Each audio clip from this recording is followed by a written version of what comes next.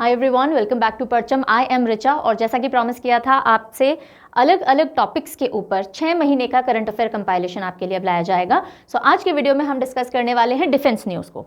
Defence news का एक जो पोर्शन है जिसमें कि हम सिर्फ मिलिट्री एक्सरसाइजेस की बात करते हैं, वो हमने रिसेंटली कवर किया ही था। उसका लिंक डिस्क्रिप्शन बॉक्स में, अगर वो वीडियो बाई चांस नहीं देखा है तो करंट जी के प्लेलिस्ट नाम से चैनल पर आपको एक पूरी प्लेलिस्ट मिल जाएगी। उसमें रिसेंट और भी टॉपिक्स हैं और मिलिट्री एक्सरसाइजेस भी जनवरी टू जून 2022 वहाँ मिल जाएगा। Now a lot of other news is also there जो कि बहुत इंपॉर्टेंट होती है डिफेंस रिलेटेड। जितने भी इंडियन आर्मी, नेवी और एयरफोर्स में जो भी मिसाइल्स हुई या फिर एयरक्राफ्ट्स हुए, शिप्स हुई जिनको कमीशन किया गया है या टेस्ट किया गया है, या फिर जितने भी मेमोरेंडम ऑफ अंडरस्टैंडिंग एसोसिएशंस हुए हैं फॉरेन कंपनीज या कंट्रीज़ के साथ में डिफेंस मिनिस्ट्री के, उन सारी बातों पे आज हम डिस्कशन करेंगे, उन सारे पॉइंट्स को हम देखेंगे। वही ऑफ कोर्स जो एग्जामिनेशन पर्सपेक्टिव से इंपॉर्टेंट है और बहुत सारी ऐसी चीज़ें। अच्छा, आपकी सहूलियत के लिए, आपके ईज़ के लिए हम लोग ने इसी तरह से क्लब की है इन्फॉर्मेशन कि सबसे पहले हम इंडियन आर्मी की सारी न्यूज़ को कवर करेंगे, फिर नेवी की एंड देन एयरफोर्स की। ओके, सो आपके लिए थोड़ा समझना, चीज़ों को आपस में रिलेट करना और मेमोराइज करना सिंपल हो जाएगा, राइट। एंड यस, इसका जो PDF है वो parchamclasses.in पे आपको अवेलेबल करवा दिया गया है। सो करंट GK फोल्डर से आप उसको ले सकते हैं and that is it I think. और अगर एक एक PDF डाउनलोड नहीं करना है तो yes, you can go for PDF bank, जो कि आपको परचम ऐप पे मिल जाएगा। जितने भी सब्सक्रिप्शंस होते हैं, एनुअल सब्सक्रिप्शन या फिर जो कोर्सेज होते हैं, वो ऐप पे अवेलेबल होते हैं। एंड अभी इंडिपेंडेंस मंथ चल रहा है, so lot of offers are there. So अगर आप कुछ भी बाय करना चाहते हैं तो काफ़ी सारे ऑफर्स हैं, वो ज़रूर से चेकआउट कीजिएगा। So it will save lot on your pocket. And also काफ़ी सारे contest are going on social media, Instagram, Facebook पे, so you can win a lot of exciting prizes. Do check things out. ठीक है, शुरू करते हैं अब आज का सेशन। पहला सवाल आपको देखने को मिल रहा है। सबसे पहले हम इंडियन आर्मी से शुरुआत कर रहे हैं। The Indian army version of medium range surface to air missile, MRSAM, medium range surface to air missile. तो पहली चीज़ तो मिसाइल है, मीडियम रेंज यानी बहुत ज़्यादा दूर नहीं जाएगी, तो इसकी रेंज कितनी है? मीडियम रेंज है। सरफेस टू एयर है यानी लैंड से और एयर में स्ट्राइक करेगी, ठीक है। और ये इंडियन आर्मी वर्जन है यानी इंडियन आर्मी के लिए ही रेडी किया गया है। ये has been developed by DRDO, defence research and development organisation जो है DRDO, in partnership with which country? सवाल समझ में आ गया कि DRDO ने डेवलप किया है इंडियन आर्मी के हिसाब से MRSAM को। कौन सी कंट्री के साथ पार्टनरशिप में इसको डेवलप किया गया? आंसर इज इजराइल, इजराइल के साथ में। Okay, MRSAM। सो मिस्टर सैम भी कर सकते हैं आप इसको, मिस्टर सैम रियल है, बिल्कुल मिस्टर सैम रियल है। ऐसे करके आप इजराइल याद रख सकते हैं कि इजराइल के साथ में पार्टनरशिप करके DRDO ने इसको बनाया है। अब इसके कुछ फीचर्स देख लेते हैं। सरफेस टू एयर मिसाइल है, DRDO और इजराइल एरोस्पेस इंडस्ट्रीज ने इसको बनाया है इंडियन आर्मी के यूज़ के लिए। ओके, और इसके 2 सक्सेसफुल टेस्ट ऑलरेडी कंडक्ट हो चुके हैं। और टेस्ट कहाँ हुए इसके? Integrated test range Chandipur off the coast of Odisha.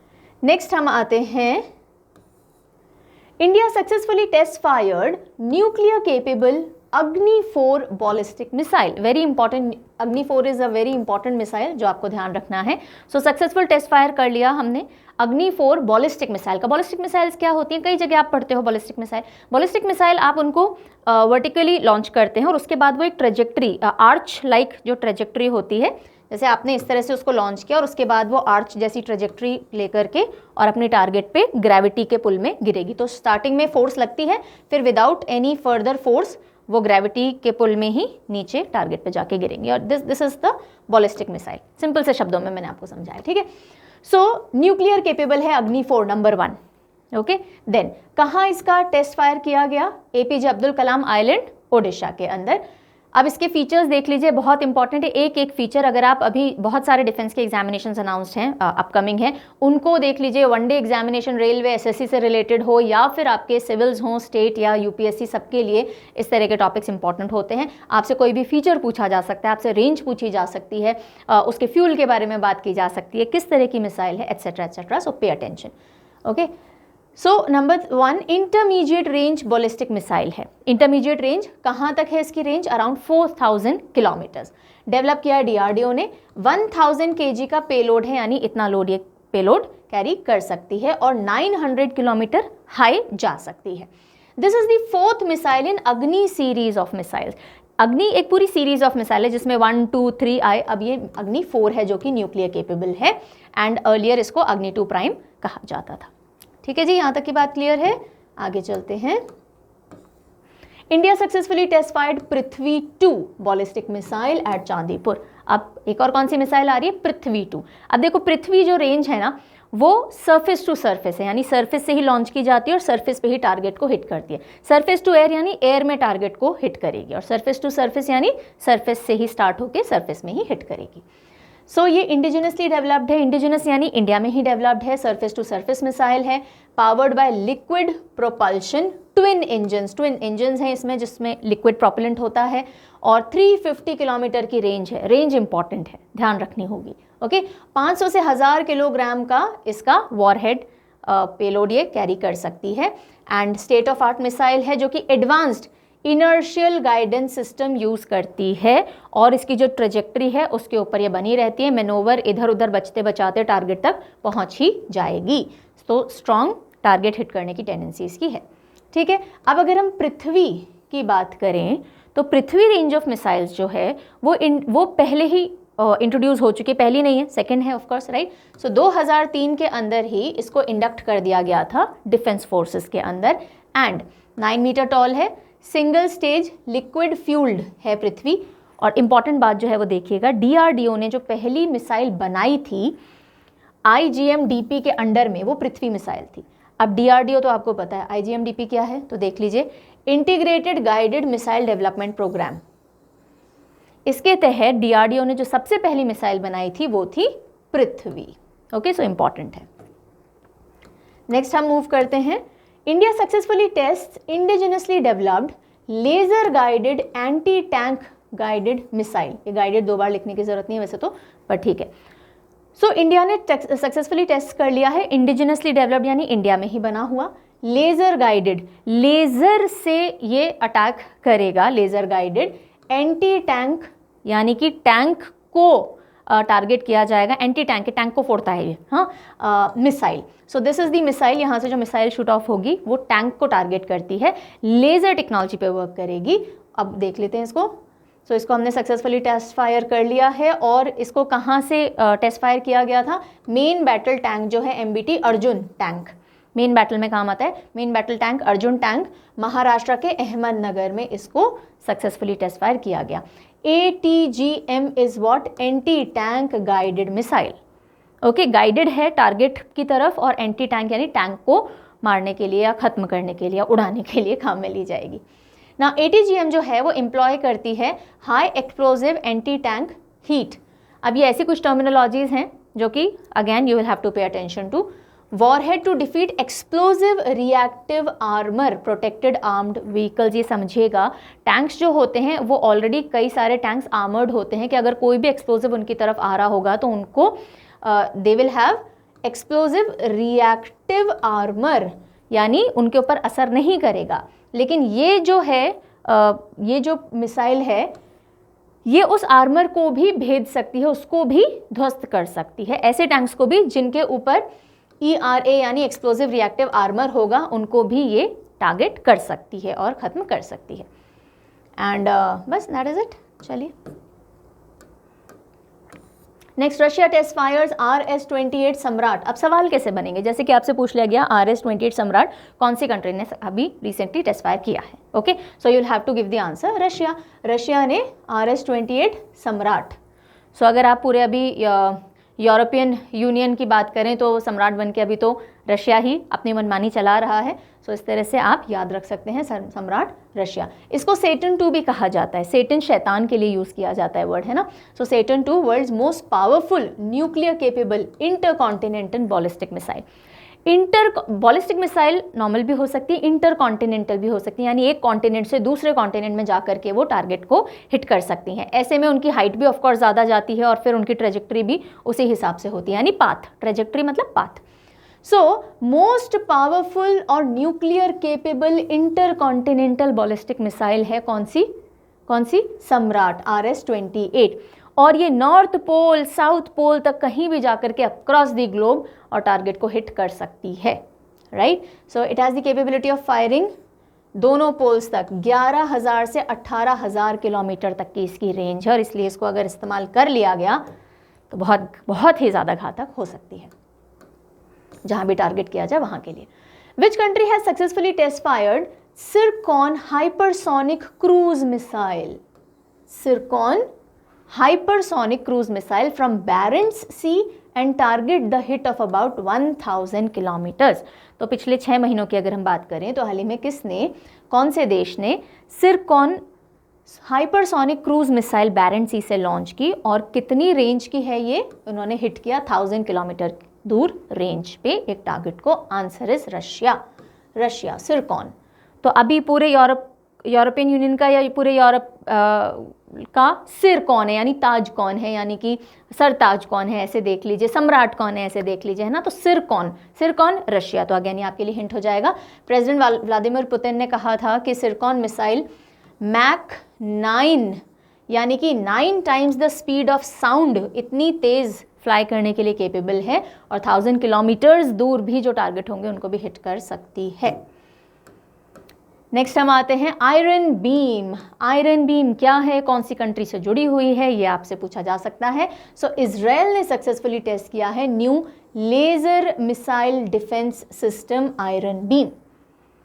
Laser missile defence system iron beam कौन सी कंट्री से जुड़ा हुआ है? ये इजराइल से जुड़ा हुआ है। ओके कोई भी एयरबोर्न ऑब्जेक्ट, ड्रोन्स वगैरह भी होंगे, कोई हेलीकॉप्टर्स हुए, कोई भी एयरक्राफ्ट होगा, रॉकेट्स होंगे, मिसाइल्स होंगी, एंटी टैंक मिसाइल होंगी, सबको टारगेट करके ये ख़त्म कर सकता है और वर्ल्ड का पहला एनर्जी बेस्ड वेपन सिस्टम है। ओके जो कि लेज़र को यूज़ करेगा, एनर्जी बेस्ड सिस्टम है एंड इसको राफेल एडवांस डिफेंस सिस्टम्स ने बनाया। सो बेसिकली इसराइल का है, ये आपको ध्यान रखना है। वर्ल्ड का पहला एनर्जी बेस्ड वेपन सिस्टम है और एयरबोर्न जितने भी टारगेट हैं उनको ये ख़त्म कर सकता है। नाम क्या था? Iron beam. Next question is which country's defense company Saab has been selected by the Indian Armed Force for the supply of single shot anti-armor weapon AT4। ये जो आपको हाथ में दिख रहा है ये इनके, this is AT4 anti tank system है। ये टैंक्स को उड़ाने के लिए AT4 काम में लिया जाता है। और कौन सी कंट्री की एक कंपनी है साब, उसके साथ हमारी इंडियन आर्म फोर्स ने इसके लिए एक उसको सिलेक्ट किया है कि ये जो 84 है ये हम वहाँ से लेंगे। So answer is Sweden. Tank को आप डेन में भी छुपा दो तो भी 84 आपको उड़ा देगा, ऐसे आप याद रख सकते हैं।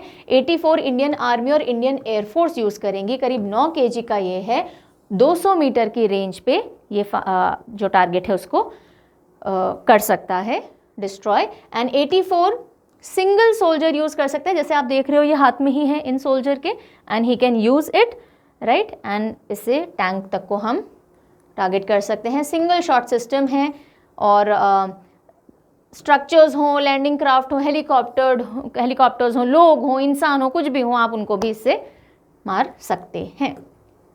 सो क्या याद रखना था? 84 स्वीडन के कंपनी, कौन सी कंपनी? साब से लिया गया है। ओके देन सीमा भवानी, अगला सवाल है Seema Bhavani is the name of which team of BSF।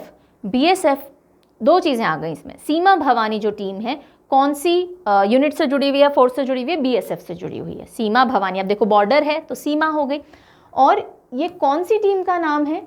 All women bikers team. All women bikers team, parade वगैरह में आपने इनको देखा होगा टीवी के ऊपर, तो विमेन की ही बाइकर टीम है। नाम क्या है? Seema Bhavani. Bhavani is for female, तो उससे आप याद रख सकते हैं। ऑल विमेन बाइकर टीम है BSF की, और इन्होंने अपना टैलेंट रिपब्लिक डे पे दिखाया था एंड ये 2016 के अंदर इसको फॉर्म किया गया था सीमा भवानी को, और सबसे पहले इन्होंने 2018 में रिपब्लिक डे परेड के अंदर पार्टिसिपेट किया था। Next point is BDL। What is BDL? Bharat dynamics limited. अब जो भारत डायनेमिक्स लिमिटेड है ये एक्चुअली गवर्नमेंट की कंपनी है, जो कि जो भी बनाने हैं air defence related whatever has to be manufactured, be it aircrafts और बी इट अदर पार्ट्स, उससे रिलेटेड ये काम करती है। So BDL signed a contract to supply Konkurs anti tank missiles for Indian Army. Anti tank missile, Konkurs anti tank missile Indian Army की supply करने का contract BDL को मिला है। नाउ कितने वर्थ का? 3131.82 करोड़ का ये Konkurs M anti tank missile Indian Army को देंगी। अच्छा, अब ये बनाने के लिए इनको कुछ थर्ड पार्टी से मटेरियल भी चाहिए रहता है, तो ये फर्दर जैसे BDL है, BDL ने इंडियन आर्मी से टाई अप कर लिया या फिर एक कॉन्ट्रैक्ट में एंटर हो गए कि ठीक है हम आपको इतना इतना वेपन्स या जो भी चीज़ आपको चाहिए वो बना के देंगे। इस केस में कॉन्कर मिसाइल्स हो गई, मिसाइल सिस्टम्स हो गए। पर अब इसके लिए जो भी इनको टेक्नोलॉजी चाहिए या इनको जो मटेरियल चाहिए वो थर्ड पार्टी से फर्दर एक लाइसेंसिंग अग्रीमेंट करेंगे कि आपकी टेक्नोलॉजी हम यूज़ कर लें, आपके पार्ट्स हम यूज़ कर लें, फिर ये मैन्युफैक्चर करके फर्दर आर्मी को देते हैं। समझ में आ गई बात? अभी क्योंकि हम आर्मी पढ़ रहे हैं इसलिए आर्मी की बात की जा रही है। सो कॉन्कर M क्या है पहले तो ये समझेंगे। सेकेंड जनरेशन का mechanised infantry anti tank guided missile है जो कि डिस्ट्रॉय कर सकता है व्हीकल्स को जिनमें एक्सप्लोजिव रिएक्टिव टेक्नोलॉजी वगैरह हो कि नहीं, है ना, आर्मर हो, उसके बावजूद उसको ध्वस्त किया जा सकता है। इसकी रेंज है 75 से 4000 मीटर तक की। ओके, BDL की अगर हम बात करें, अगर BDL ने लाइसेंस अग्रीमेंट किया है Russian original equipment manufacturer, OEM बोला जाता है ओरिजिनल इक्विपमेंट मैन्युफैक्चरर को, जो इस मिसाइल सिस्टम में लगने वाले जो इक्विपमेंट्स होंगे वो फर्दर कहाँ से आएंगे, किसके साथ में किया है, रशिया के ओरिजिनल इक्विपमेंट मैन्युफैक्चरर के साथ BDL ने फर्दर लाइसेंस अग्रीमेंट किया है। यहाँ तक की बात समझ में आ गई? ठीक है। India has signed the contract to procure AK-2003, AK-47 होती है जैसे, ऐसे AK-203 असॉल्ट राइफल्स हैं ये। फ्रॉम विच कंट्री, तो इंपॉर्टेंट है, AK-203 असॉल्ट राइफल्स प्रोक्योर करने के लिए कॉन्ट्रैक्ट कौन सी कंट्री से किया गया, and how many rifles have been received by Indian armed forces recently. Recently मतलब पिछले 6 महीने की हम बात कर रहे हैं। सो कौन सी कंट्री से AK-203 असॉल्ट राइफल्स की बात की गई है? रशिया से। कितनी ऑलरेडी हमने प्रोक्योर कर ली हैं? 70,000 प्रोक्योर कर ली गई हैं। टोटल जो कॉन्ट्रैक्ट या अग्रीमेंट है वो 6,70,000 AK-203 राइफल्स का हुआ, जिसमें से 70,000 तो रशिया ने मैन्युफैक्चर करके ही दे दिए। बाकी की जो 6 लाख हैं उनके लिए हमने इनसे इनकी टेक्नोलॉजी यूज़ करने की परमिशन ले ली है। ठीक है, अब टेक्निकल टर्म्स में देख लीजिए। और जो मैन्युफैक्चर है वो इंडिया में ही, यूपी में अमेठी के अंदर किया जाएगा। ठीक है, अब देख लीजिए, इंडियन आर्म फोर्स ने एक ऑर्डर किया 6,70,000 राइफल्स का, 6,70,000, जो कि कॉन्ट्रैक्ट कब हुआ था? दिसंबर 2021 में। इंडिया एंड क्लाशनिकोव, जो कि रशिया की डिफेंस मैन्युफैक्चरिंग यूनिट है ना, 70,000 ऑलरेडी हमें मिल गई हैं। जो 6 लाख राइफल्स हैं वो Indo Russian joint venture company Indo Russia rifles private limited, जो कि अमेठी यूपी में बेस्ड है, ट्रांसफर ऑफ टेक्नोलॉजी के थ्रू यहीं बनेगी। यानी कि उन्होंने अपनी टेक्नोलॉजी बता दी है यहाँ पे। और कोरवा राइफल फैक्ट्री अमेठी है, यहाँ पे ये बन रही है। ओके, और ये जो AK-203 राइफल्स है किनको रिप्लेस करेगी? इंसास राइफल्स को, जो कि 3 दशकों पहले इंडक्ट की गई थी, यानी 30 साल पुरानी राइफल्स हैं जो अभी यूज़ हो रही थी, उनको ये रिप्लेस करेगी। और they have effective range of 300 metre, light weight है, रोबस्ट है, ईजी टू यूज़ है, modern technology etcetera etcetera. Indian Army to buy 12 more made in India Swati weapon locating radar for China border। China border पे जब disturbance बहुत बढ़ रहा था बीच के थोड़े समय में, तो इंडियन आर्मी ने कहा था कि भाई हम 12 और मेड इन इंडिया यानी indigenously developed Swati weapon locating radars. Radars होते हैं जो रेडार की पकड़ में आ जाते हैं कि अगर सामने से कोई भी अटैक आ रहा है या कुछ भी मिसाइल आ रही है या कोई भी वेपन भेजा जा रहा है, तो उसको डिटेक्ट करने के लिए स्वाति वेपन डिटेक्टिंग रेडार है, जो कि किसने डेवलप किया? DRDO ने। And Bharat electronics limited, BEL, जो कि नवरत्न कंपनी है, भारत इलेक्ट्रॉनिक्स लिमिटेड, उन्होंने डेवलप किए हैं। तो उनको बाय करने की बात आई थी सामने। ठीक है, तो अब अगर बात आ गई तो स्वाति के बारे में आपसे पूछा जा सकता है, स्वाति क्या है? So Swathi is weapon locating radar से है, right. And what else? Yes, Armenia को भी ये भेजे गए हैं। स्वाति वेपन लोकेटिंग रेडार्स जो हैं फास्ट हैं, ऑटोमेटिक हैं, एक्यूरेट लोकेशन बता देते हैं एनिमी के वेपन्स वगैरह की, तो वहाँ पे टारगेट करके हम उनको ख़त्म कर सकते हैं। ठीक है, तो रेडार से आप पता लगा सकते हैं अच्छा यहाँ पे इनके टैंक्स हैं, वेपन्स हैं, तो हम सीधे टारगेट डाल सकते हैं। मोटर्स, शेल्स, रॉकेट्स 50 किलोमीटर की रेंज में, या तो हमारे 50 किलोमीटर की रेंज में कोई भेजा जा रहा है रॉकेट वगैरह, तो हम उसको ध्वस्त कर सकते हैं, नहीं तो अगर हमें पता लगाना है और टारगेट करना है तो वो भी किया जा सकता है। Next is name the girl who became India's first woman officer to join Army Aviation Corps as combat aviator। अब समझिएगा, इंडियन आर्मी का भी एक एविएशन विंग होता है। तो इंडियन आर्मी की एविएशन कॉर्प्स को ज्वाइन करने वाली पहली women officer as combat aviator यानी लड़ाकू एविएटर विमान उड़ाएंगी ये इंडियन आर्मी के। तो वो कौन बन गए आपसे पूछा जा रहा है, अभिलाषा बराक जो कि हरियाणा को बिलोंग करती हैं और पहली women combat aviator Indian Army की बन गई है। पहली वुमेन नहीं है इंडियन आर्मी की, पहली वुमेन कोई प्लेन उड़ाने वाली भी नहीं है, लेकिन इंडियन आर्मी के कॉम्बैट एविएशन के अंदर यानी कि लड़ाकू विमान इंडियन आर्मी का सबसे पहले उड़ाने वाली कौन बन गई है, अभिलाषा बाराक बन गई हैं।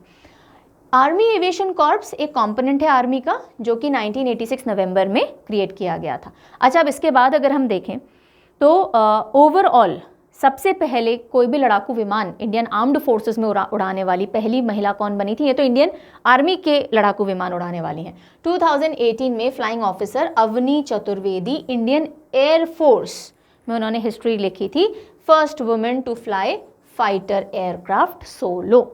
ओके, तो अवनी चतुर्वेदी तो ओवरऑल तीनों आर्म्ड फोर्सेस में पहली फीमेल थी जिन्होंने कोई लड़ाकू विमान उड़ाया। और अगर हम इंडियन आर्मी के एविएटर कॉर्प्स की बात करें तो कौन बन गई, बराक, अभिलाषा बराक। 2020 में नेवी ने अनाउंस किया था कि first batch of women pilots वो डॉनियर मैरीटाइम एयरक्राफ्ट पे अपॉइंट करेंगे। तो ये सब फीमेल्स, पायनियर फीमेल्स या pioneer steps in armed forces related to females हैं, उनका एक ये आपको एडिशनल इन्फो यहीं पे दे दिया गया है। India launching project Wardec, AI powered war game centre. अब देखिए वॉरडेक क्या है, वॉरडेक बेसिकली जैसे अभी वर्चुअल रियलिटी वाला पूरा चीज़ चल रहा है, डेवलप हो ही रहा है, काफ़ी जगह डेवलप हो चुका है, इसी तरह से एक AI यानी आर्टिफिशियल इंटेलिजेंस वाला सिम्युलेटर है। यानी कि वॉर सिचुएशन आपके सामने रख देगा ये जो आर्टिफिशियल इंटेलिजेंस पूरा गेम जोन है, और उसमें आप किस तरह से कॉम्बैट अपनी स्ट्रैटेजीज एंड ऑल करोगे वो प्रैक्टिस करवाई जाएंगी। सो इंडिया लॉन्च कर रहा है एक प्रोजेक्ट वॉरडेक, AI पावर्ड है यानी artificial intelligence powered war game centre है। ओके, कहाँ होगा, नई दिल्ली के अंदर सेटअप हो रहा है। So Wardec will be first of its kind simulation based training centre. War like situation आपको सामने दिख जाएगी जैसे वीडियो गेम्स में होता है, ठीक है। एंड आर्टिफिशियल इंटेलिजेंस यूज़ किया गया है वॉर गेम्स को डिज़ाइन करने के लिए। आर्मी ट्रेनिंग कमांड ने MOU साइन किया है राष्ट्रीय रक्षा यूनिवर्सिटी से इस वॉरडेक को डेवलप करने के लिए। फाइन, एंड ये आर्मी यूज़ करेगी अपने सोल्जर्स को ट्रेन करने के लिए और कैसे कैसे स्ट्रैटेजीज अपना सकते हो। तो मेटावर्स इनेबल्ड गेम प्ले है बेसिकली ये।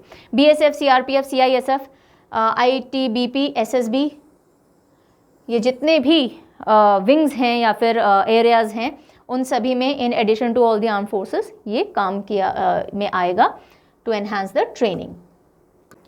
Alright, so this was all about Indian army. अब हम मूव करते हैं Indian navy related defence news पे। Name the decommission Indian naval ship. Decommission यानी जो अब हिस्सा नहीं रहेगी इंडियन नेवी का, कमीशन करना यानी यूज में लेकर के आना उसको, और डीकमीशन यानी अब यूज से हटा देना।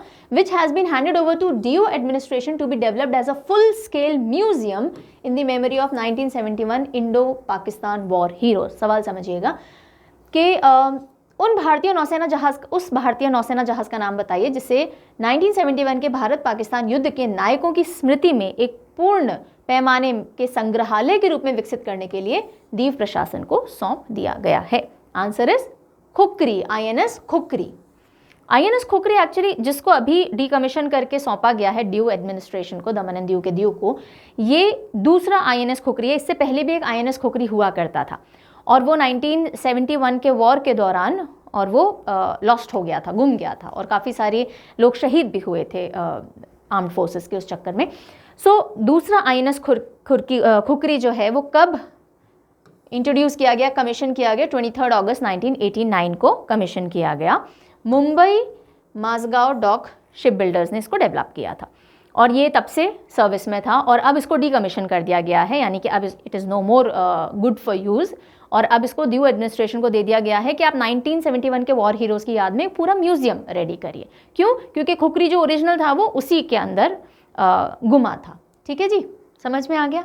Indigenous surface to surface missile fitted vessel है ये, और डीकमीशन वेसल सेकंड शिप है नेवी का जिसका नाम है INS खुकरी। जो पहला है वो लॉस हो चुका था 1971 इंडो पाक वॉर में, और ये द्वीप की कोस्ट के अंदर ही, मतलब टेरिटोरियल वाटर्स में ही आगे गुमा था, है ना। और ये पहला ही ऐसा वॉरशिप है जो कि सेकेंड वर्ल्ड वॉर के बाद इंडियन नेवी का गुमा हो, एंड दिस इज़ हाउ ये पूरी एक सीन है कि क्यों इसका म्यूजियम बनवाया जा रहा है, क्यों 1971 के वॉर हीरोज़ को ही डेडिकेटेड है। So now you know the story.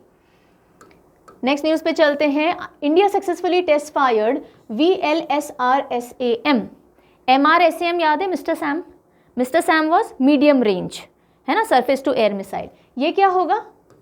SR, सोचो ज़रा जब तक मैं आगे बताती हूँ।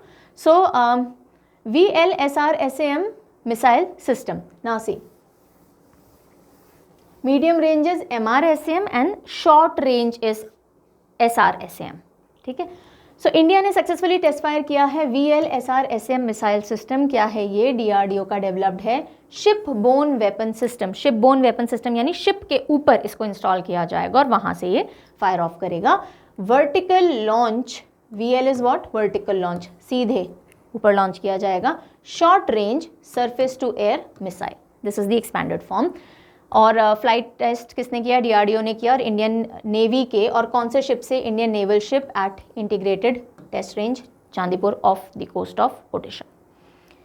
VLSRSAM शिपबोन वेपन सिस्टम है जो कि स्ट्राइक करेगा हाई स्पीड एयरबोन टारगेट्स को।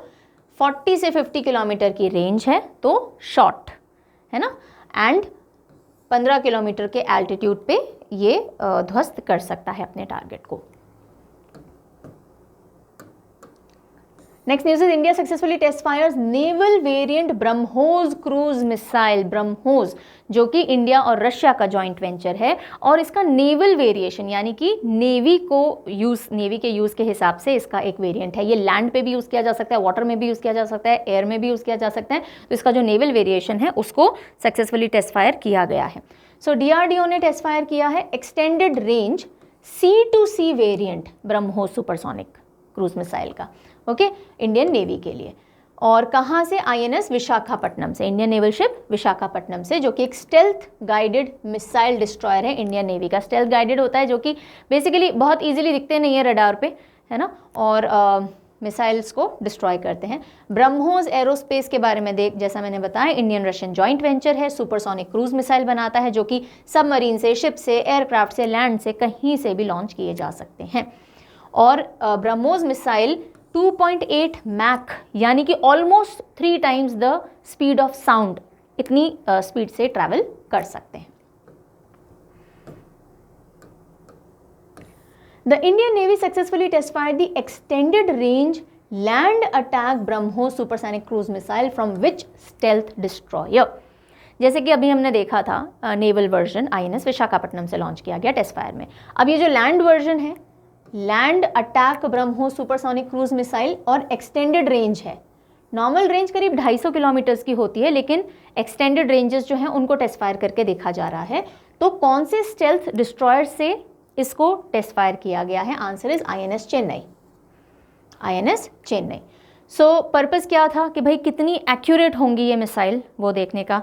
तो C2 लैंड वाले सिस्टम पे अटैक ट्राई किया गया। BrahMos supersonic cruise missile manufactured by, ये हमने अभी बात की, इंडो रशियन वेंचर है। And first air launch of BrahMos, क्योंकि ये एयर लॉन्च किया गया है ना, land attack BrahMos supersonic cruise missile का। तो जो पहला सक्सेसफुल एयर लॉन्च किया गया था ब्रह्मोस का, वो Su-30 MKI फाइटर एयरक्राफ्ट से किया गया था 2017 में, 2017 में। So like we had discussed, water से भी हो सकता है, यानी शिप से भी हो सकता है, एयरक्राफ्ट से भी हो सकता है, ज़मीन से भी हो सकता है। सो ये भी एक इम्पॉर्टेंट पॉइंट है कि सबसे पहला जो एयर लॉन्च था ब्रह्मोस का, वो Su-30 MKI फाइटर एयरक्राफ्ट है 2017 में, तब हुआ था वहाँ से। इनमें ना ज़्यादा समझने वाली कोई बातें नहीं हैं और बहुत ज़्यादा टेक्निक लगाने जैसी चीज़ें भी नहीं हैं। तो थोड़ा सा आपको फैक्ट को ध्यान से पढ़ते रहेंगे। एक जगह सारी इन्फॉर्मेशन इसलिए क्लस्टर की गई है ताकि थोड़ा सा रिटेंशन ईजी हो सके। और बस यही है, 1-2 बार आपको रिपीट करना पड़ेगा। रोट मेमोरी का यहाँ थोड़ा इस्तेमाल करना पड़ेगा, यानी रिपीटेशन से दिमाग में डालना। Okay, Indian Navy has successfully test fired anti ship version of BrahMos. अब ये कौन सा वर्जन है? एंटी शिप, शिप को उड़ाने वाला वर्जन है of supersonic cruise missile. The range of this advance version of the missile is what? अब इसका रेंज कितना है? क्योंकि एंटी टैंक वर्जन है ब्रह्मोस का, रेंज एक्सटेंडेड है, कितना है? 350 किलोमीटर्स, 350। तो टैंक को 350 पे उड़ाएगी, ऐसा ध्यान रख लीजिए।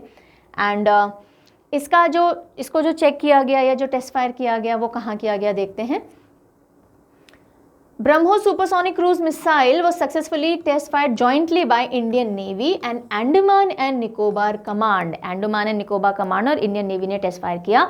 अंडमान निकोबार कमांड स्पेशल है, क्यों? क्योंकि ओनली ट्राई सर्विस कमांड है इंडियन आर्म्ड फोर्सेस की. यहाँ पे तीनों फोर्सेस आपको स्टेशनड दिखेंगी. Okay, so it is a special command in that sense. Which country has inked deal with India, यानी कि साइन किया है डील, इंक्ड भी बोलते हैं साइन को, टू परचेज ब्रह्मोस शोर based cruise missile system for its navy. तो अपनी नेवी, अपने देश की नेवी के लिए शोर बेस्ड, शोर पे तैनात की जा सके ब्रह्मोस क्रूज मिसाइल सिस्टम कौन से देश ने खरीदने के लिए डील साइन की है इंडिया के साथ में? Answer is Philippines. Philippines. Okay, तो फिलीपींस पेन्स, पीन से पेन्स आ सकता है कि भाई इन्होंने ब्रह्मोस लेने के लिए.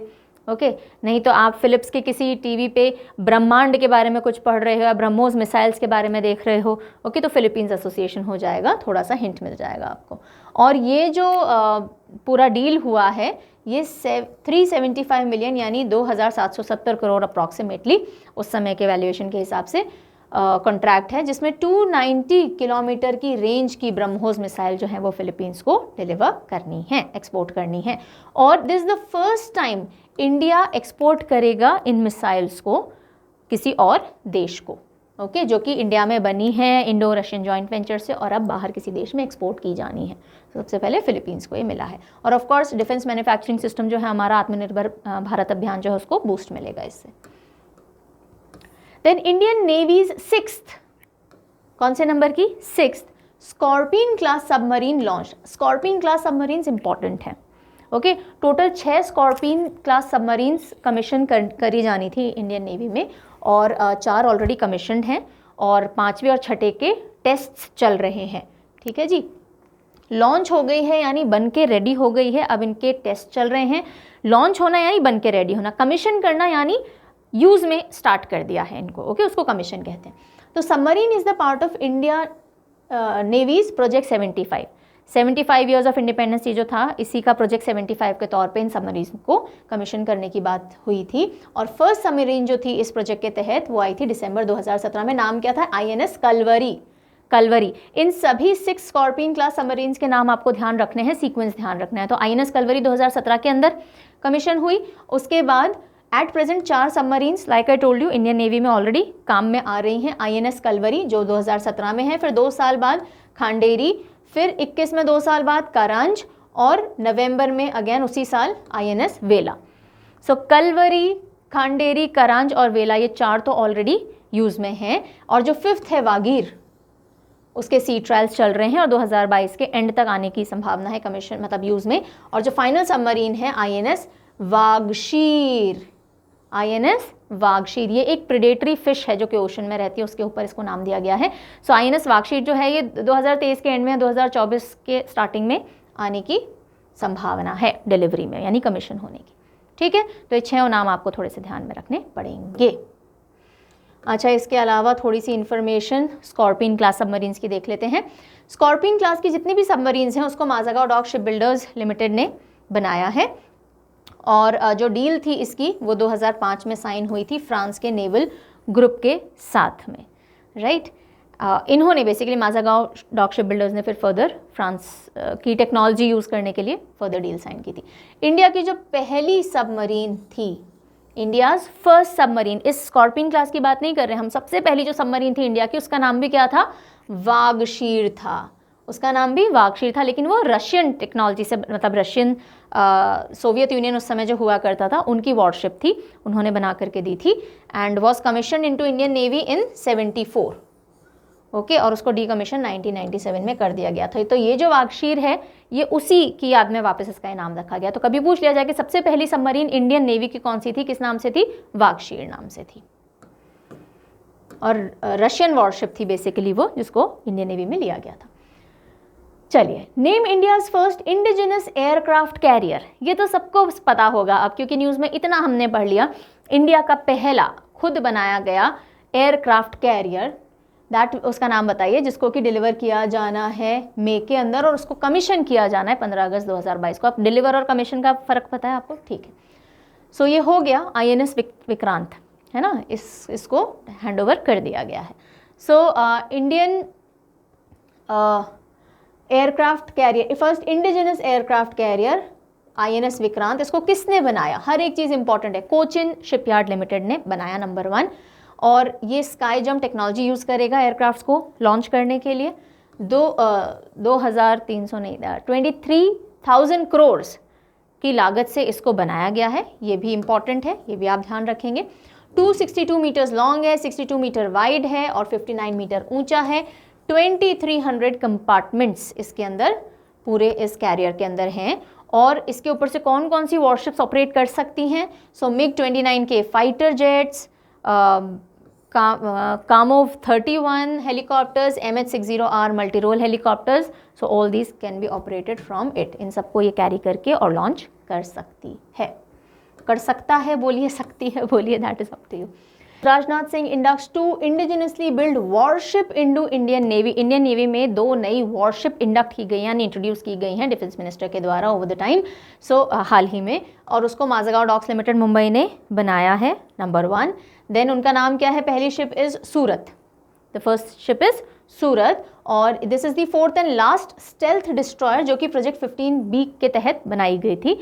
सो 15B के तहत किसको बनाया गया? सूरत को। ओके, स्टेल्थ डिस्ट्रॉयर मैंने आपको बताया जो कि रेडार से खुद को छुपा के या बचा के रखने पाने में कामयाब होते हैं। उनमें ऐसी टेक्नोलॉजी होती है कि जब तक बहुत पास ना आ जाए तब तक रेडार पर डिटेक्ट नहीं किए जा सकते हैं।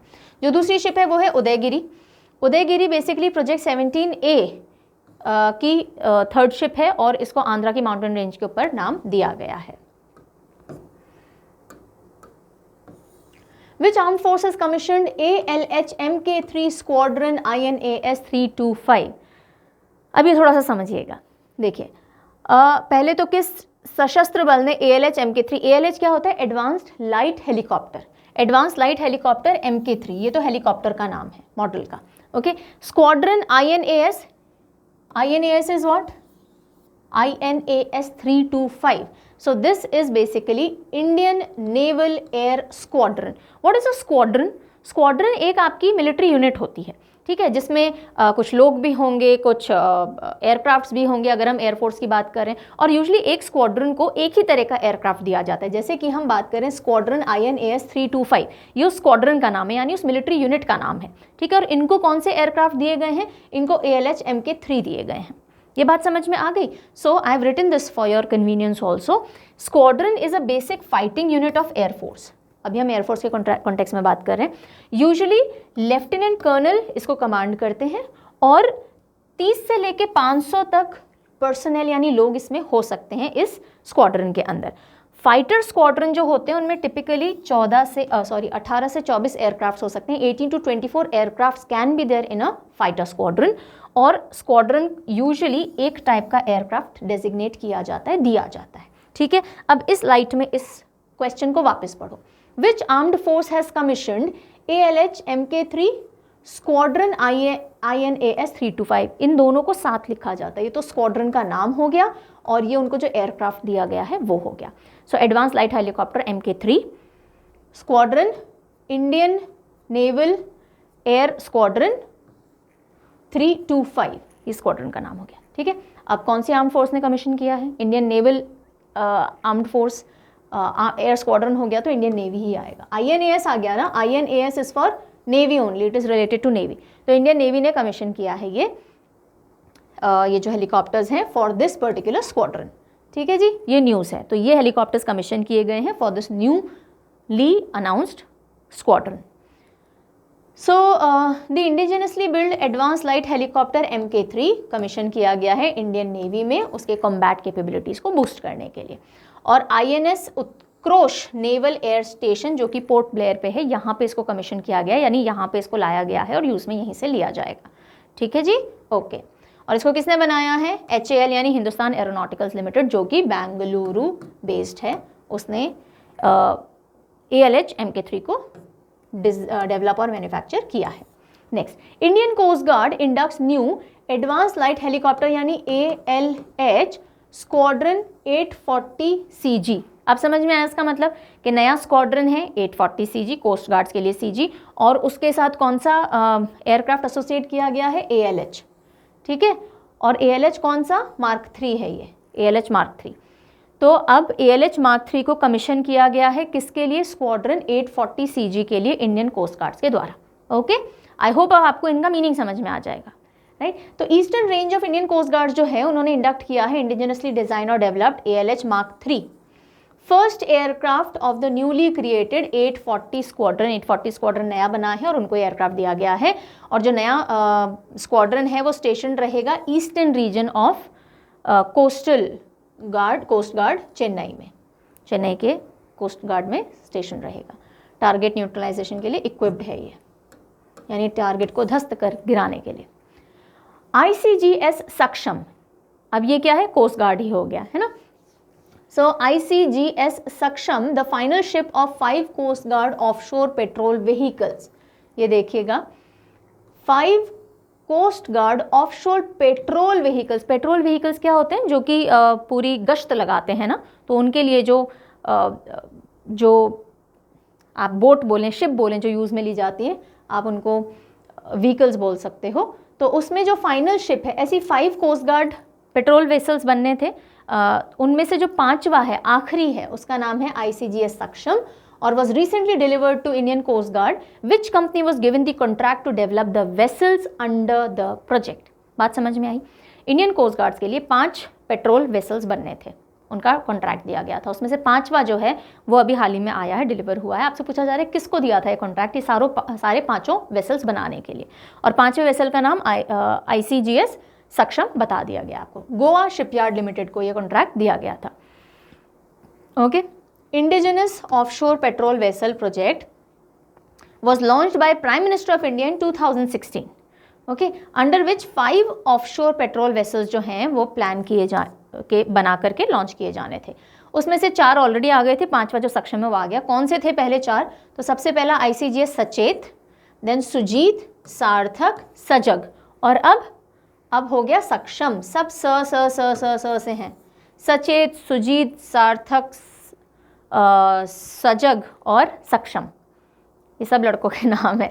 आज चाहे तो जोड़ लो, कुछ 5 दोस्त बना लो और उनके नाम करके याद कर सकते हो। सचेत, सुजीत, सार्थक, सजग और सक्षम।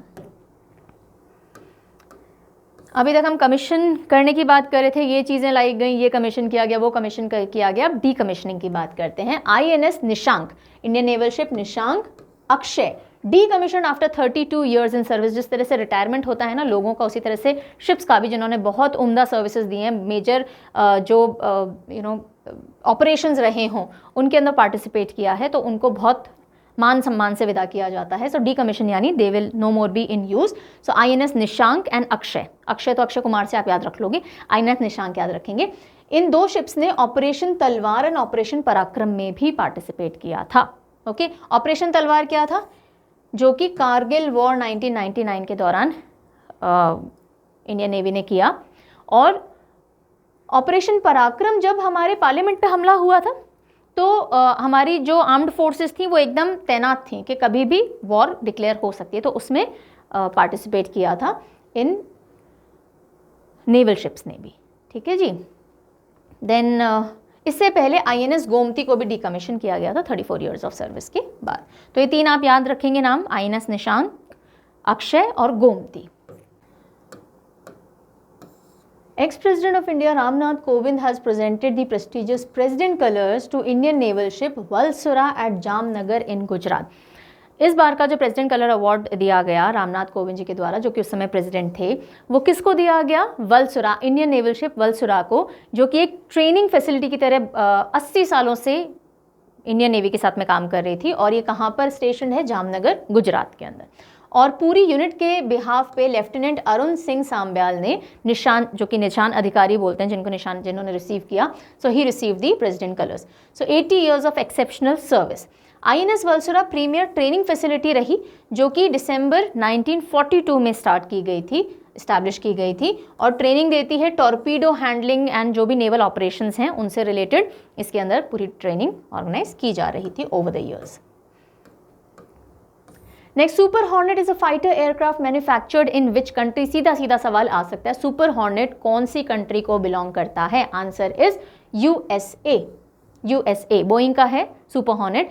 अब जब INS विक्रांत जब कमीशन करने की बात आई तो ये रहा कि भाई रफेल को उसके ऊपर से लॉन्च किया जाए या फिर हॉर्नेट को किया जाए, तो अभी भी उस पर दावेदारी चल रही है। Let's see how tables turn.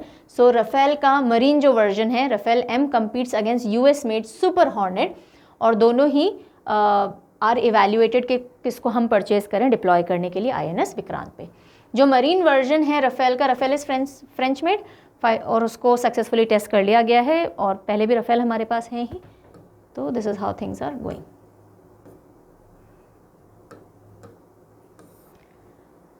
सो अब हम आ चुके हैं ऑलरेडी इंडियन एयरफोर्स पे, ठीक है। So Indian Air Force heritage centre to come up in Chandigarh 2022। तो अब आप ये ध्यान रखेंगे कि चंडीगढ़ के अंदर इंडियन एयरफोर्स सेंटर आने वाले। सवाल पूछा जा सकता है इंडियन एयरफोर्स हेरिटेज सेंटर कौन सी सिटी के अंदर स्टैब्लिश किया जा रहा है। सो चंडीगढ़ के अंदर। और ये जो हेरिटेज सेंटर है इंडियन एयरफोर्स की सारी जो रोल है, कौन कौन से वॉर में पार्टिसिपेट किया, कैसे फंक्शन करता है, ये सब कुछ दिखाएगा। और एक MOU साइन हुआ है चंडीगढ़ की जो गवर्नमेंट है उसके बीच में और इंडियन एयरफोर्स के बीच में किस तरह से सेटअप करना है। और जो सेरेमनी हुई वो अटेंड की गई पंजाब गवर्नर बनवारी लाल पुरोहित जी और air chief marshal VR Chaudhari ji द्वारा। Indian Air Force participated with which of its aircraft to showcase in the Singapore Air Show 2022? Singapore air show 2022 हुआ, उसके अंदर इंडियन एयरफोर्स ने कौन से एयरक्राफ्ट के साथ पार्टिसिपेट किया? वेरी पॉपुलर तेजस के साथ में। ओके, पूरा जो कंटिजेंट गया था यहाँ से, पूरी जो टीम गई थी, आप ऐसे समझिए कंटिजेंट बोलते हैं उसको, 44 मेंबर कंटिजेंट गया था और सिंगापुर के चांगी इंटरनेशनल एयरपोर्ट पे वो पहुंचा और उन्होंने पार्टिसिपेट किया। फरवरी के अंदर सिंगापुर एयर शो हुआ था। Next is name India's first indigenously developed flying trainer aircraft। Flying trainer aircraft जो कि भारत का पहला इंडिजिनसली डेवलप्ड है, यानी भारत के पहले स्वदेश में विकसित फ्लाइंग ट्रेनर एयरक्राफ्ट का नाम क्या है? क्या है? हंस NG। हंस उड़ता है ना, इसी तरह से आप हंस याद रखेंगे। वैसे तो बहुत सारे एयरक्राफ्ट हैं पर पहला फ्लाइंग ट्रेनर एयरक्राफ्ट है। सो हंस NG। किसने डिज़ाइन किया है? ये भी इंपॉर्टेंट है। CSIR के नेशनल एरोस्पेस लेबोरेटरीज ने। ओके, CSIR क्या है? Council of scientific and industrial research, और उसी का NAL नेशनल एरोस्पेस लेबोरेटरीज ने इसको डेवलप किया है।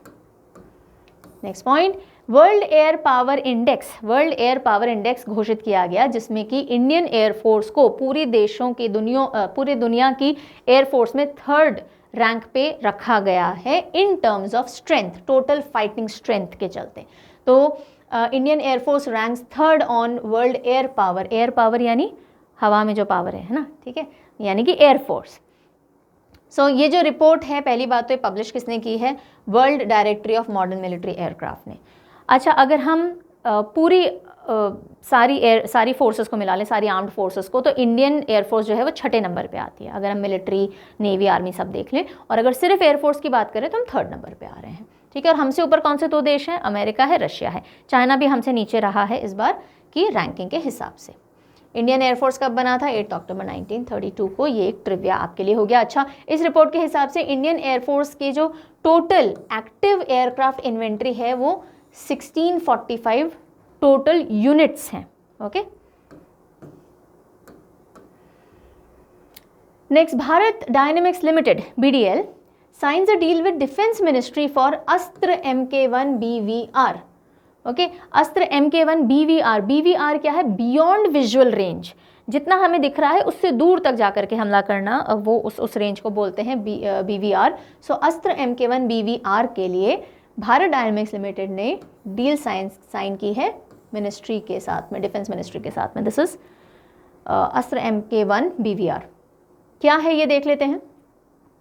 2971 करोड़ की ये पूरी डील साइन हुई है, और उसके तहत इंडिजिनसली डेवलप्ड यानी इंडिया में ही बना करके Astra MK1 beyond visual range air to air missile और उससे रिलेटेड जो इक्विपमेंट्स हैं वो नेवी और इंडियन एयरफोर्स को BDL प्रोवाइड करेगा। ठीक है जी, ओके। अब डिफेंस एक्विजिशन काउंसिल को कौन हेड करता है? डिफेंस मिनिस्टर हेड करते हैं। उन्होंने इसका परचेज पहले ही अप्रूव कर दिया था, ऑलरेडी 2020 के अंदर, जुलाई के अंदर अप्रूव हो गया था कि 248 तो अस्त्र MK1 मिसाइल चाहिएंगी इंडियन एयरफोर्स को और 48 चाहिएंगी ये नेवी को। तो टोटल ऑर्डर पहले ही अप्रूव हो चुका था, अब इसके ऊपर काम फर्दर बढ़ गया है। Next is Bharat electronics limited science MOU. MOU is Memorandum of Understanding with Belarus firm for airborne defense suit. So BEL ने बेलारूस की एक फर्म के साथ में MOU साइन किया है एयरबोर्न डिफेंस सूट के लिए। इंडियन एयरफोर्स के जो हेलीकॉप्टर्स हैं उनके ऊपर कोई भी सरफेस टू एयर या एयर टू एयर अटैक अगर होता है या फिर उनको रडार में नहीं दिखना, तो उसके लिए एक एयरबोर्न डिफेंस सूट बनाने के लिए MOU किसके साथ साइन हुआ है? बेलारूस की फर्म के साथ साइन हुआ है। नाम क्या है उस फर्म का? The name is defence initiatives Belarus, defence initiative. और डिफेंस इनिशिएटिव का ही इंडिया में जो विंग है, जो प्लांट है, defence initiative arrow private limited India, subsidiary है डिफेंस इनिशिएटिव बेलारूस की, तो इनके साथ में MOU साइन हुआ है। ठीक है। और लाइक आई टोल्ड यू, अगर एयर टू एयर या surface to air guided missiles हैं या फिर रेडार सीकर्स जो हैं, जो ढूंढ रहे हैं आपके हेलीकॉप्टर्स के रेडार पे, उनसे प्रोटेक्शन मिल सके। DRDO conduct successful flight test of anti tank guided missile Helina. तो आपसे पूछा जा सकता है हेलिना क्या है? Okay, so anti tank guided missile है, ये तो पहले आपको पता होना चाहिए। फिर DRDO ने इसको सक्सेसफुल टेस्ट कर लिया है। Most advance anti tank weapons in the world, one of the most, not the most, one of the most advanced anti tank weapons है ये इंडिया के वर्ल्ड के अंदर। और flight trials advance light helicopter से इसके किए गए थे। इससे इस मिसाइल को लॉन्च करके टेस्ट किया गया था और जो इसका टारगेट था वो पोखरन डेजर्ट रेंज राजस्थान के अंदर था, जिसको इसने प्रॉपर्ली हिट कर दिया था। मिसाइल की जो रेंज है वो 7 किलोमीटर्स है मैक्सिमम और इसको DRDL defence research and development laboratory Hyderabad ने डेवलप किया है। HAL that is Hindustan Aeronautics Limited signs contract for export of ALH to Mauritius. Advance light helicopters जो हमारे हैं वो हम मॉरिशस को एक्सपोर्ट करेंगे, ये HAL का एक कॉन्ट्रैक्ट साइन हुआ है। Okay, ALH MK3 Mauritius police force के लिए भेजे गए। सो अगेन हमारी मैन्युफैक्चरिंग को बूस्ट करेगा डिफेंस सेक्टर के अंदर। Defence minister Rajnath Singh recently inaugurated 7 story यानी 7 मंजिला flight control system integration facility of DRDO in which city and which is built by in house hybrid technology. In house hybrid technology से तैयार किया गया 7 मंजिला flight control system FCS integration facility कहाँ पे inaugurate की गई? DRDO में। तो answer is Bengaluru.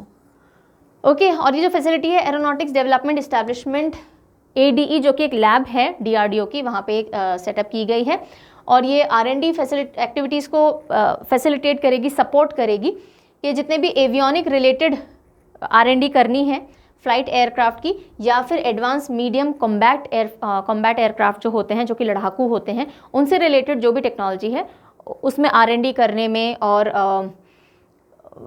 Control systems develop करने में, कंट्रोल सिस्टम की R&D करने में कि क्या सिस्टम्स होने चाहिए, क्या फीचर्स होने चाहिए, जो पूरी अंदर सिस्टम कंट्रोल्स हैं उनके ऊपर ये सारा R&D और वर्क करेगी। Bengaluru. Okay, then union minister Amit Shah inaugurate Seema Darshan project at Indo Pak border. तो इंडो पाक बॉर्डर को टूरिस्ट अट्रैक्शन थोड़ा एक और जगह पे डाइवर्ट करने के लिए जो अमित शाह हैं यूनियन मिनिस्टर, उन्होंने सीमा दर्शन प्रोजेक्ट इनॉग्रेट किया है। कहाँ? Nadabet, Indo Pak border, Banaskantha, Gujarat. ठीक है, और एम क्या है बेसिकली कि BSF जवानों की लाइफ कैसी होती है, क्या क्या करते हैं, एंड मोर ओवर एक टूरिस्ट अट्रैक्शन और हो जाएगा, उसके लिए इनॉग्रेट किया गया है। तो पूछा जा सकता है कहाँ हुआ है। ठीक है, so that you should remember. Which union ministry has launched the services e-health assistance and teleconsultation सेहत इनिशिएटिव? तो दो चीज़ें आपको पता होनी चाहिए। सेहत इनिशिएटिव का फुल फॉर्म SEHAT का क्या है? Services E health assistance and teleconsultation. और किन से जुड़ा हुआ है ये? डिफेंस मिनिस्ट्री जो है उन्होंने ये इनिशिएटिव लॉन्च किया है। जो भी एक्स सर्विसमैन हो चुके हैं, यानी कि जो अब पदोन्नति नहीं बोलते हैं, सॉरी, जो अब सेवानिवृत्त हो चुके हैं, है ना, जो वेटरन्स हैं जिन्होंने सर्व किया है नेशन को और जो अभी भी सर्विस के अंदर हैं, ऐसे मिलिट्री पर्सनल्स को जो भी मेडिकल सपोर्ट देना है मेडिसिन के टर्म्स में या कंसल्टेशन के टर्म्स में, वो ये प्रोवाइड करेगा। सो ऑनलाइन मेडिकल कंसल्टेशन प्लेटफॉर्म है। तीनों सर्विसेज जो हैं, नेवी, आर्मी और एयरफोर्स और उनकी जो फैमिलीज़ हैं, तो एग्जिस्टिंग पर्सनल, उनकी फैमिलीज़ और जो वेटरन्स हैं, इनको ऑनलाइन कंसल्टेशन एंड मेडिसिन के लिए ये प्लेटफॉर्म है। ठीक है जी, what else? That is it, that is it. Okay, so I really hope compilation आपको यूजफुल लगा होगा, because we pay a lot of attention to the content that we pick, because होने को बहुत सारी न्यूज़ हो सकती है, लेकिन एग्जामिनेशन पर्सपेक्टिव से क्या बहुत इंपॉर्टेंट है उसको ध्यान में रखते हुए, और बहुत एग्जॉस्टिव भी ना करें कि आप बहुत कुछ पढ़ रहे हो और इतना कुछ पढ़ रहे हो कि इंपॉर्टेंट चीज़ें दिमाग से निकल जा रही है और नॉट सो इंपॉर्टेंट ही दिमाग में रह जा रही हैं, वो सब ना हो। इसके लिए बहुत सोच करके कंटेंट आपके लिए कंपाइल किया जाता है। Really hope you would be benefited out of it. Do let me know in the comment section कि आपको ये कंपाइलेशन कैसा लगा। Were you able to understand everything? I tried to explain some things also. कुछ एक terms ऐसी होती हैं जो पढ़ते में शायद नहीं समझ में आती, बिकॉज अभी आप डिफेंस सर्विसेज से जुड़े नहीं, अभी तैयारी कर रहे हो, राइट? सो जो भी आपका फीडबैक ओपिनियन है, do let me know in the comment section, and I will be leaving you with this very very important and interesting quote, motivation may fade. आप में से कई लोग बोलते हैं मैम कुछ मोटिवेशनल बोला करो, कुछ मोटिवेशनल बताया करो। मोटिवेशन ना किसी भी चीज़ को करने का फेड हो सकता है। आज मोटिवेटेड हो, कल मोटिवेटेड नहीं फील कर रहे हो। जैसे आज आप इतने मोटिवेटेड हो पढ़ने के लिए, सुबह 4 बजे उठ के पढ़ रहे हो, लेकिन फिर 2-3 दिन तो बिल्कुल पढ़े ही नहीं या 1 घंटा पढ़ लिए। सो मोटिवेशन मे फेड, धीरे धीरे फेड हो सकता है, कभी कभी फेड हो सकता है, अधिकतर फेड हो सकता है। सो build habits that last for ever. किस पे फोकस होना चाहिए हमारा? हैबिट्स पे दैट लास्ट फॉर एवर। छोटी छोटी हैबिट्स ही बनाइए, जैसे कि डेली का एक शेड्यूल बना लिया, या फिर आपने डेली की एक बहुत सिंपल सी हैबिट पिक की कि डेली मुझे 1 घंटे इस टाइम पे बैठ करके मेडिटेशन करना है, प्राणायाम करना है, मुझे इस टाइम पे वॉक पे जाना है, मुझे ये चीज़ें एटलीस्ट नहीं खानी है, या मुझे इन चीज़ों से दूर रहना है, या मुझे just after I have my breakfast मुझे पढ़ने बैठ जाना है। आपने जो भी छोटी छोटी हैबिट्स बनाई हैं, मुझे प्रोक्रास्टिनेट नहीं करना है, राइट, मुझे गुस्सा कम करना है, कुछ भी हो अंडर द स्काई, लेकिन rather than focusing on motivation, focus on creating small habits that will be with you for a longer time, and that will help you in the long run, not this आई गई motivation. Okay, on this note I take your leave, and जल्दी ही मिलते हैं 6 months के और compilation के साथ में। अगर कोई भी आपके टॉपिक्स हैं जो आप चाहते हैं that I should be covering, so आप कमेंट में लिख सकते हैं। अगर ज़्यादा डिमांड होगी तो I'll definitely come up with those topics. Take good care of yourself. See you. Bye bye.